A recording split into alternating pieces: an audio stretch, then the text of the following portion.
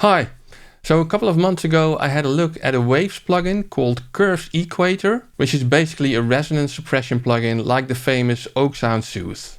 However, I have to admit that I was quite impressed by the Waves plugin, as they sort of seem to improve on what Oak Sound had brought to the market first. Now, around the same time as the Waves Equator release, another company called Threebodytechnology also released their version of a resonance suppressor plugin called SpecCraft. So initially I wasn't really looking for yet another version of resonance suppression, but I recently had a look and I have to say this one has some really nice additional interesting features and sounds great. So let's have a look at SpecCraft by Threebodytechnology and also answer the question, why do we need this resonance suppression at all? Let's go! So what is actually an unwanted resonance in your audio? Well, it seems that both in psychoacoustic studies as well as in real-world observations of people listening to audio, we have found that sharp resonances in audio, where the peaks of a certain frequency are much higher than neighboring frequencies in the frequency spectrum, do not sound very well to us humans. In fact, they are sometimes experienced as highly unpleasant and even intolerable. So when the resonances like these occur in high frequencies, we hear them as harsh. When they occur in mid frequencies, we hear them as noisy or muddy. And when they occur in low frequencies, we perceive them as boomy. So these kinds of problems in your audio are often the first things that a mixing or audio engineer will tackle when processing your audio. And this is not a new thing, of course, because uneven frequency peaks in your spectrum, these resonances have always been there, and they're not always a negative thing, by the way, because they also determine the character of the sound. So it's really up to the mixing engineer, the recording engineer, to determine which of these frequency peaks are unwanted. And they've always been dealing with these resonances, of course, even before the existence of plugins like these. I'm sure you're aware of the trick where you go looking for these resonances with a very narrow peak equalizer, and then see where they occur and where the sound gets really intolerable. And then if you find that frequency, you pull it down, and then you basically have a static way of dealing with such a resonance, which can work quite well in a lot of circumstances. However, you may also find, especially if you're new at this, that it can be quite hard to find those frequencies, because if you boost a very narrow frequency peak in the spectrum, it basically always sounds weird. So how do you then find those resonances? Or depending on what the instruments are playing, those resonances may even move together with the notes that are played, for example. Now, and that's where tools like these can be quite handy. So let's have a look. Okay, so this is SpecCraft inserted on a full mix. And as you can see, it basically measures and displays the spectrum here down below. And one of the main controls here is the threshold control, which is this orange block here with the orange line. Now basically everything which comes above this orange line here, and if I pull it down you can see it even more clearly, will be considered a resonance by the plugin and will be suppressed, which you can see by the green spectrum going down below that orange line.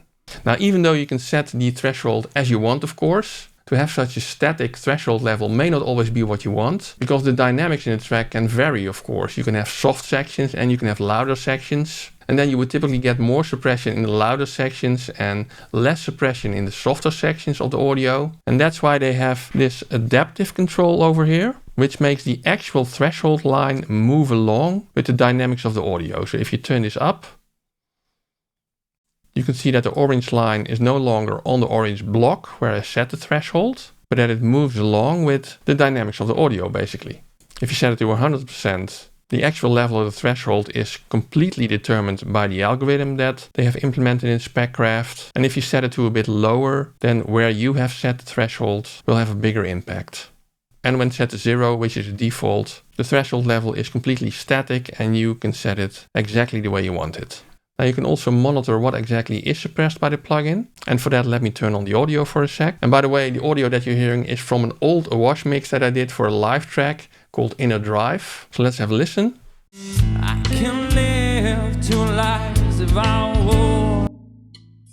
No, it satisfies more than one thing new. You're dependent on me. Yeah, so you can hear exactly what you're doing if you use this delta monitor control. Now another very control on this plugin is this slope over here, which is set to 4.5 by default.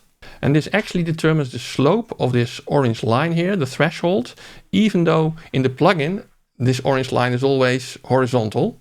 So what the slope actually does, it varies the frequency spectrum. Let me show you that. Because if we turn on the test generator inserted in front of this plugin, and I've set it to white noise, and we know of course that white noise is supposed to have an equal amount of frequencies in all frequency bands. So if you look at the plugin, you can see that it's not flat at all. However, if you turn the slope to 0, you can see that now the amount of frequencies is actually equal in all frequency bands. And if you would now drag down the threshold, it would start suppressing resonances in all the frequency bands. However, white noise doesn't really sound flat to our ears. If we listen to white noise as humans, we feel there are a lot more high frequencies than low frequencies. Let's have a quick listen. So what sounds much more natural to us is, for example, pink noise, which has a slope of around 3 dB reduction per octave. And you can again adjust for that in the plugin over here by setting this to 3. And now you can see the spectrum is more or less flat again. And just like these noise profiles, the spectrum of every instrument or mix bus or whatever is different. And this plugin allows us to correct for that with slope control, so that even though your threshold line is straight, you can still suppress resonances in both the low bands as well as the high bands of an audio signal. Now their default is a slope of 4.5 dB per octave, which I found to work quite well for full mixes. So let's just go with that in these examples. And by the way, just double clicking on the control returns it to the default. And right clicking on the control also gives you the option to select one of the other default slopes that are available. Now, if you like this video or find it useful at all, please give it a big thumbs up for the YouTube algorithm so that it gets shown to more people.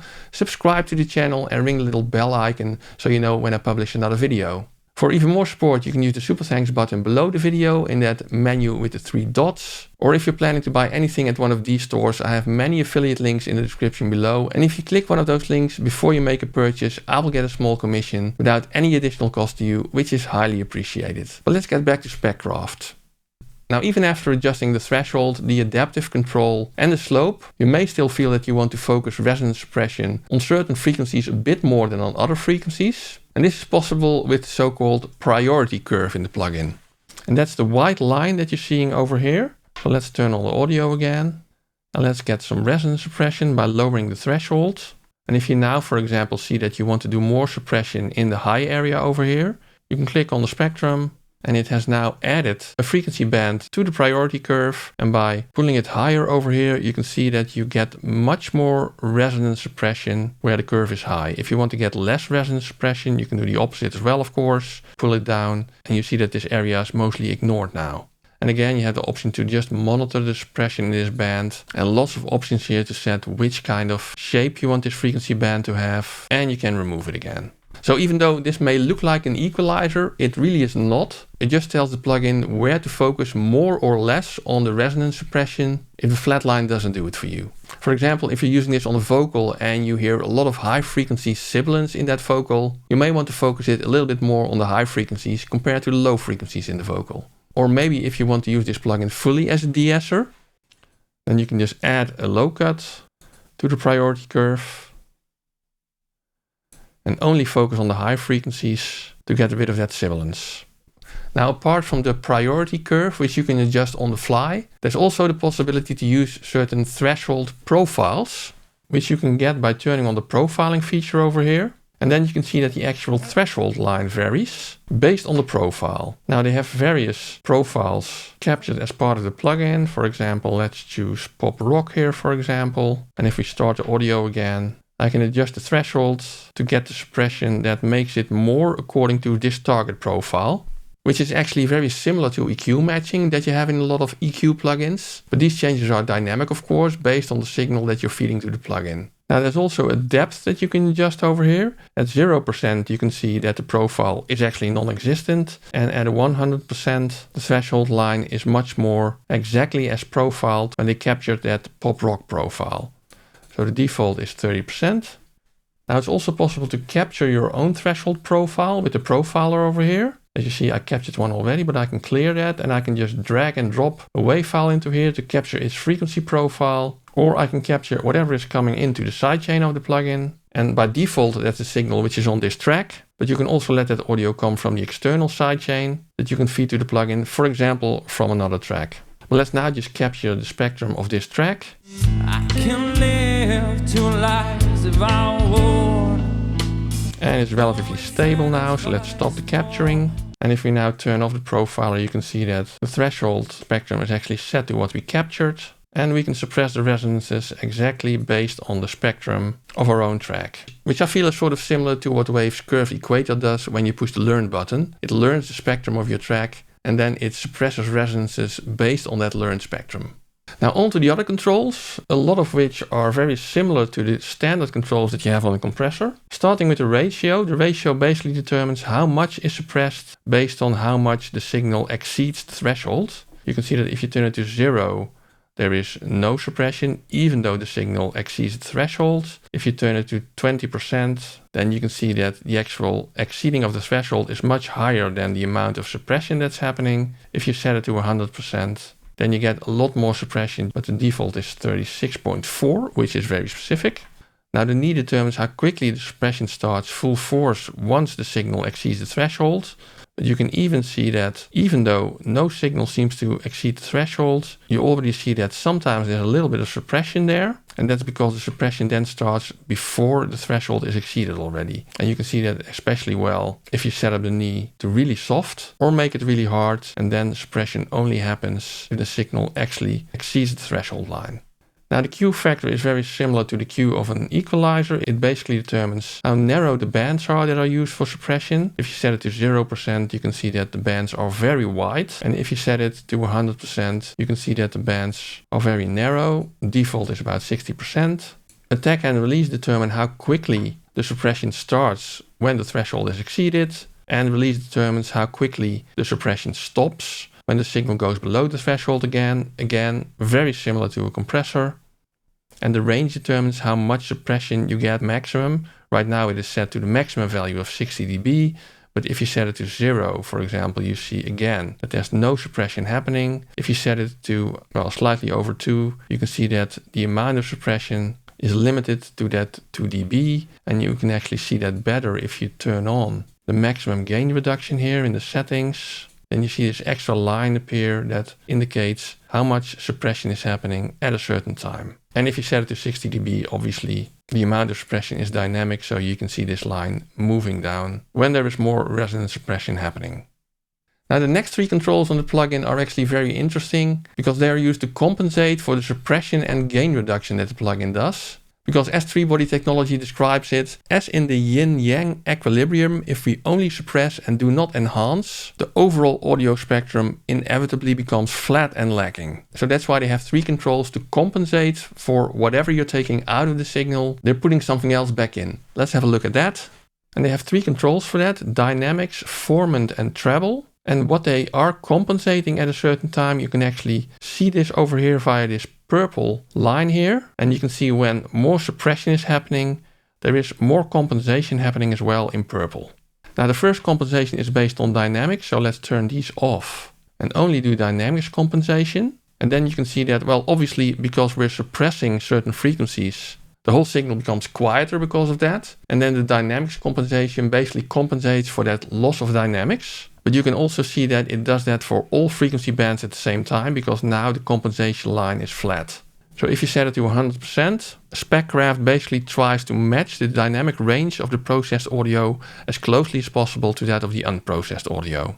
Now that's one part of the compensation of this plugin. Another part is that it can compensate for formant changes due to your resonance suppression. And you can see that that is much more frequency dependent. Basically in the areas where you're suppressing a lot, it will compensate, except for in the high frequencies. But the bands that are used to compensate are much broader than the suppression bands.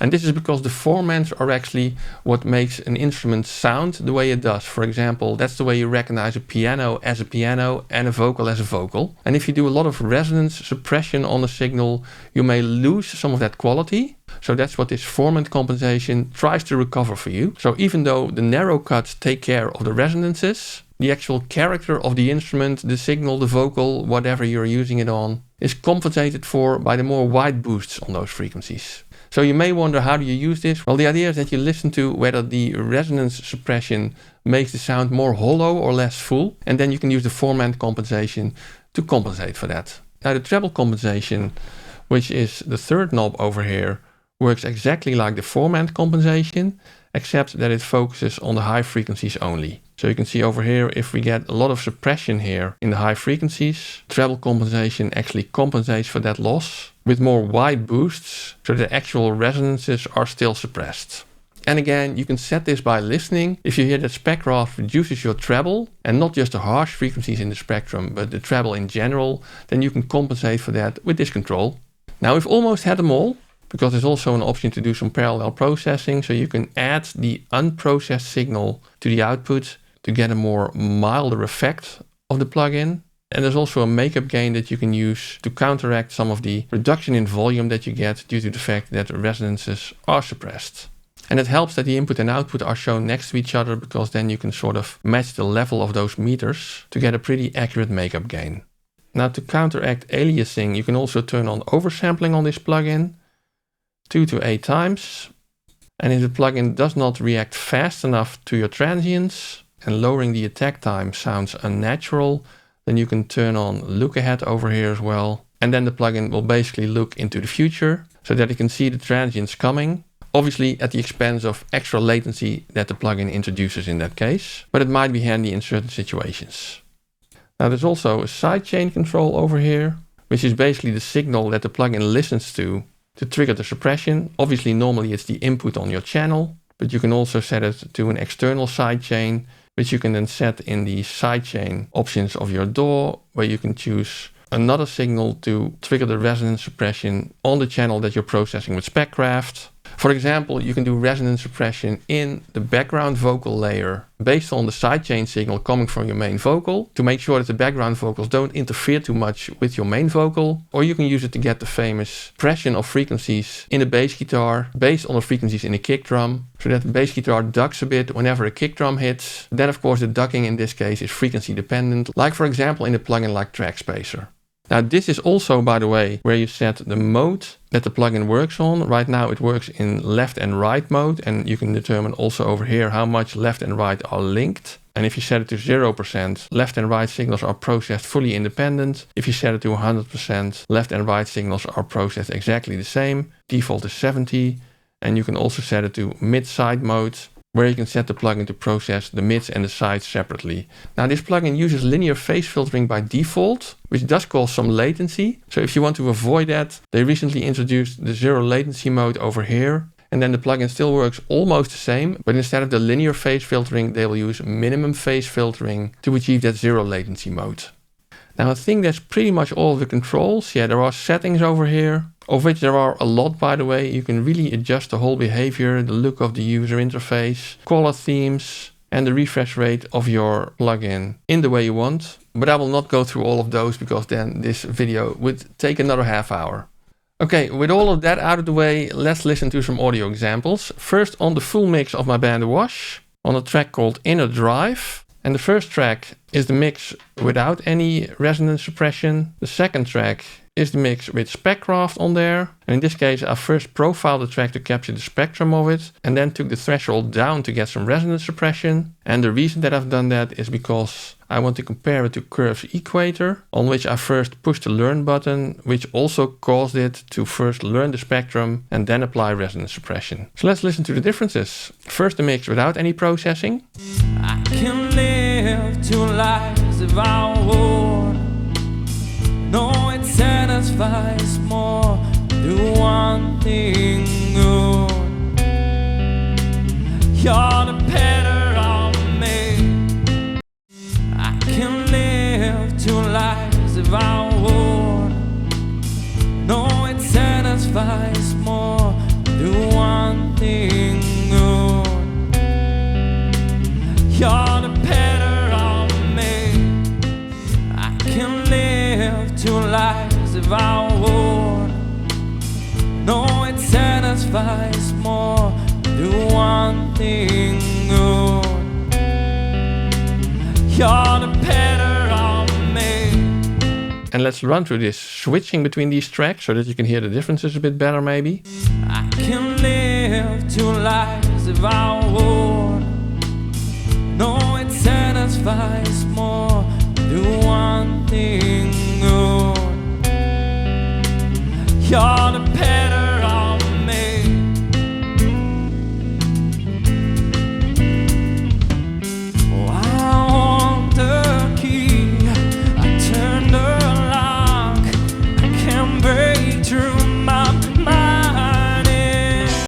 as a second quick example, I've also used this on a female vocal track. Let's first listen to it without any resonance suppression. You should run, run, run, all is said and done. Mama, please don't cry, he'll come back at night. So let's use the profile of pop female vocal. You should run, run, run, all is said and done. Mama, please don't cry, he'll come back at night. You should run, run, run, all is said and done. I don't forget you, you will be the one. So it's really controlling some of that sibilance up here.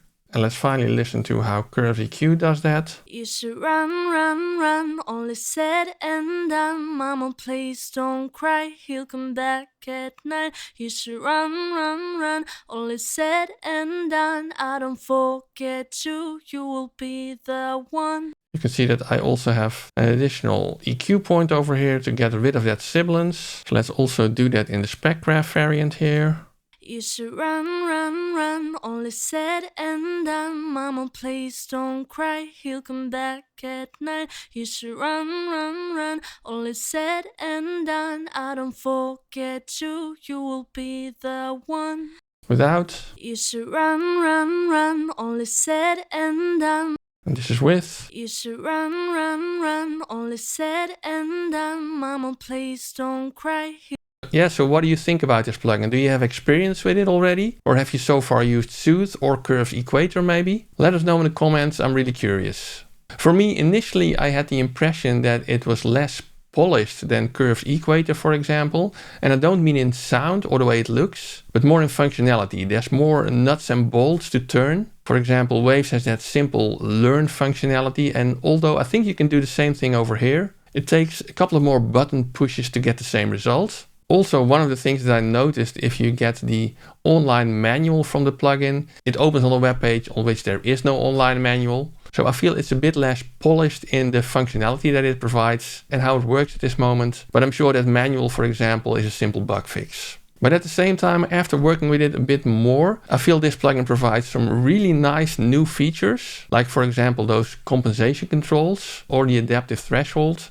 And it provides a lot of detailed control if you need it, but not so much that it's easy to get it to sound bad, because it's actually quite forgiving for the settings that you apply. I also have to commend the manual that comes with it. It describes all of these features nicely in detail, and also with a lot of the use cases, why you would use certain controls, in which situations, etc. If you get the plugin, check out the manual as well. Now, it is more expensive than Waves Curve's Equator, for example, because currently in the spring sale this plugin costs $75. And with Waves Curve's Equator costing $39 at the moment. And Soothe, well, I didn't even look it up, but it's usually much more way up there. Now, if you want to check out my video on Waves Curve's Equator, I will link it over here for you. Check it out, enjoy, and see you soon.